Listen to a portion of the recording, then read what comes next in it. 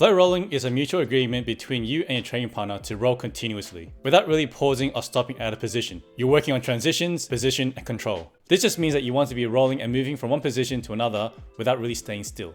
And this is only possible if the resistance is minimal, allowing each other to move and try new things. Just a quick disclaimer, not everyone you roll with is going to be able to flow roll. And there are many reasons for this. Kind of like the same reason why some people just aren't capable of doing light rolls. Before you start the roll, you tell them that you want to have a light round and it gets escalated slowly. And eventually it goes to 100% intensity. So if you really want to flow roll, you actually have to find someone who's willing and are capable of flow rolling. Someone who is constantly aware of their intensity and will dial it down when they know they're going too hard. That itself is already a skill that not many people will actually know how to do from the beginning. If someone has an ego problem and you know it, it's not going to be a good idea to ask them if they want to flow roll. So go around and suss out your gym and see who's actually really good at flow rolling and actually go and ask them if they want to roll with you. And once you've found this special person, you should definitely have a flow roll with them right away. And probably roll with them once in a while. Okay, enough about looking for a partner. So what is so good about flow rolling and why is it good for you? Okay, first of all, you work on movement and transitioning.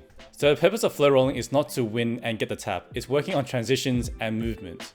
And in saying that, you actually move a little bit slower and faster depending on what you're trying to do.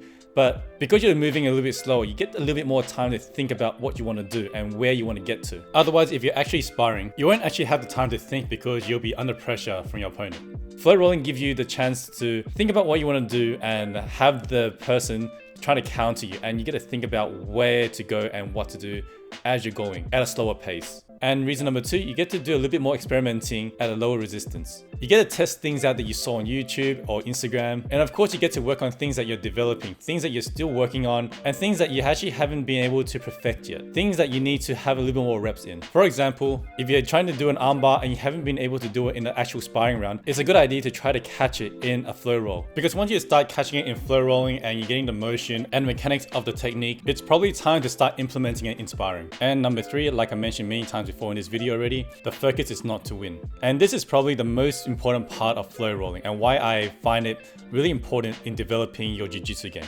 Once you've taken away the element of having to win from your partner and yourself, I can guarantee you're more likely to try new things and do things that you don't normally do, because you're not going to get punished for doing the wrong thing or doing something that you don't normally do and failing. For example, if you don't do a lot of leg locking in sparring, you might give it a go in flow rolling because you're not going to get punished for it if you fail. And finally, the best part about flow rolling is you can actually do a lot of injury prevention.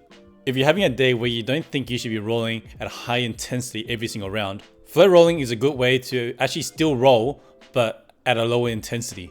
You're still getting the reps, you're still getting the time on the mat, but at a much lower pace where you can still manage and not get injured. Obviously, flow rolling isn't something you should do every single day, every single round. You still need to have some intensity. Otherwise, any success that you have in flow rolling isn't going to translate well when you're actually sparring at a high intensity. It's good to have a balance, and I would say that it's valuable to have both flow rounds and intense rounds in your training program. If you've never had a flow roll before, I highly recommend it. Find a partner that is willing to flow roll with you and have a few rounds with them. And let me know your experience and how it went. Because I guarantee you that you will find some enjoyment and you definitely will get something out of it. That's all from me in this video, and I'll see you next time.